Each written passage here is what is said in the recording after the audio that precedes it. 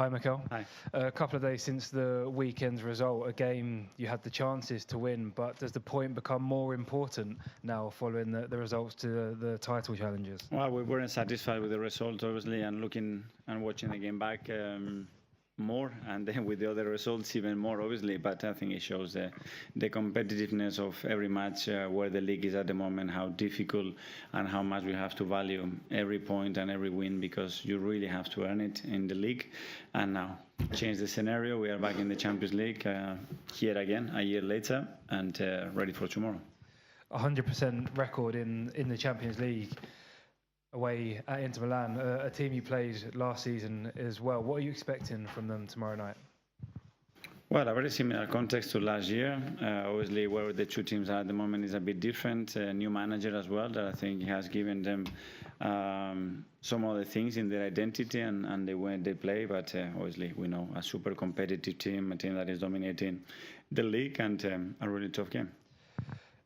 Fitness update, please. Piero Hincapié, Ricardo Calafiori and Max Dalman weren't in training, so I expect they're not available for tomorrow. Christian Mosquera, Kai Havertz, both in the squad. Yeah. And is there any other fitness updates you can give that's us? all. And then it was a tough day for Victor Gyökeres at Nottingham Forest at the weekend. A game that probably came after his best performance for Arsenal against Chelsea. Does that show the scrutiny of being an Arsenal forward, or does he need to do better? I think it goes for all the nines in the league, and how difficult it is to play that position nowadays, with the physicality, with the dominance of the centre backs and the quality of them, and the lack of spaces as well in most of the times during the match for them to exploit. But that's about consistency, about going again. We know his work rate. He's really trying to give his best, and we need to continue to work. Ramesh from Sky. Hey there, Mikel. Hi.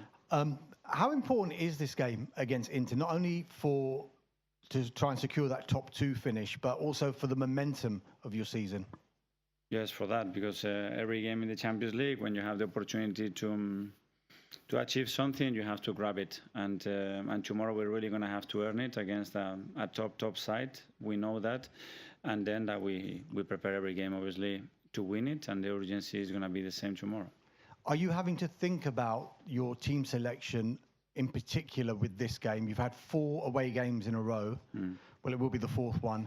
And you've got a huge game on Sunday against Manchester United. Yeah. It's very particular for every game, I'm afraid, because every game have a different situation. The players are in different stages as well. And we will prepare the game, the lineup and the finishers in the best possible manner to win the game. Just how big a challenge has it been, those 4 away games? I think it's happened 3 times now in your tenure here at Arsenal, to have 4 away games in 4 different competitions. That's the first time, no?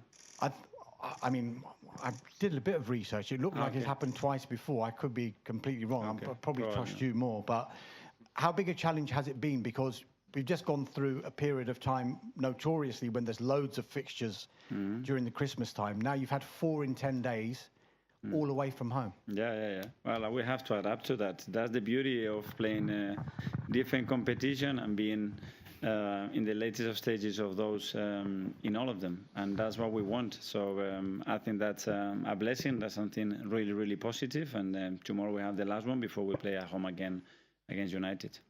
Tom from Football London. Hi, Mikel. I know we always talk about the next game is the most important game, and Dharmesh asked you about the Manchester United fixture. Is this a week where the next 2 games are the most important games, and they both kind of feature into one another? We keep tricking the players, and the next one is the most important one of the season, and then 3 days later the same. That's the demands, that's the expectations that we have, that's the standards that we have set as well as a team and as a club, and we are living with that, with joy, with enthusiasm and with a lot of energy, as requested. And if I may ask you a tactical question, for so long you've played with inverted wingers, with right footers on the left and left footers on the right. Stylistically, how does that work? Why do you benefit most from choosing that style of setup, and why is that the way you approach wing play? Well, sometimes it's about the preference of the players, where they feel more comfortable. And the way we are raising players at the moment, most of them want to play inverted foot. They feel much more comfortable as well. In the manner that we play, we adapt to that. We adapt to the qualities. The fact that in some areas we have only inverted footed, especially on the left unit, is not ideal. when that happens, but we adapt to the circumstances and what we have available. Charlie, the son. Mikel, do you think you're going to make a few changes tomorrow? Let's see. After tomorrow, after a really good night of sleep, how we decide tomorrow morning. And what's the difference between the Arsenal team that's going to play tomorrow night and the one that was here last season? Due to the experiences that you had both in the Champions League and in the Premier League, how much stronger are you? Well, there are some different players as well. Let's see. Different coach for them as well. I think the task is going to be equally difficult, but I think we had, watching it back, a really strong performance here. The margin that we lost the game by a penalty, that obviously we all saw what happened there. Very disappointed. So, we're going to know tomorrow how they set up. We have very clear idea what we have to win the game. I will try to apply that to be better than them. Hi, Mikel. Arsenal are the only team in the Champions League this season that are unbeaten. Do you think that from here to the next round that the results here in terms of, obviously, bar a miracle, you are going to go through to the last 16, but can that run possibly have an impact on the last 16 and onwards in terms of form and whatnot?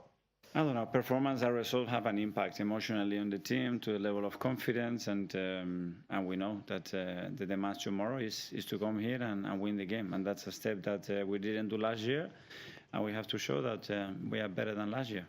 One thing that was quite noticeable from the Forest game was Martin Odegaard. I think in the game when he had one pass in the final third across the whole match. In terms of going forward, are you tempted to start Eberechi Eze, and what more does Eze need to do to possibly break into this team? Depends on the game, depends on the type of opponent that we see, and then performances throughout the game. We see things that we can do, how we can hurt the opposition more, and we have the ability to change that.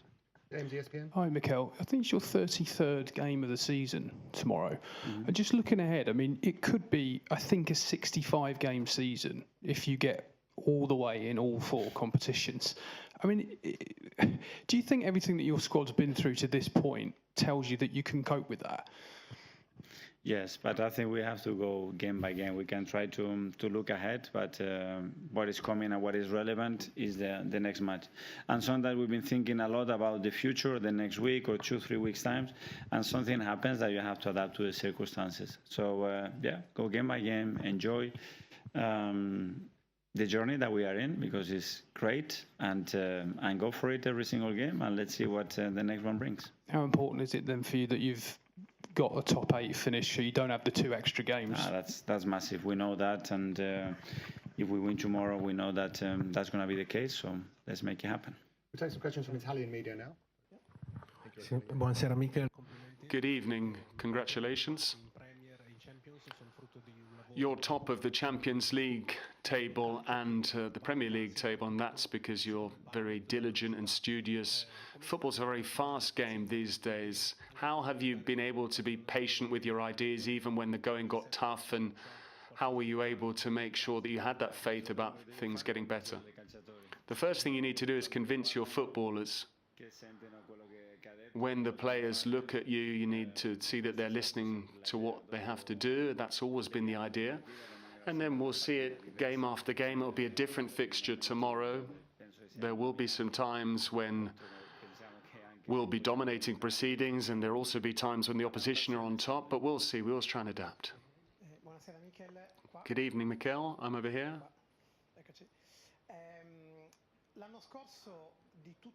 Last year, among all of Inter's matches in the Champions League, the game against Arsenal was perhaps the only one, besides the final, where they actually came away with more than they deserved.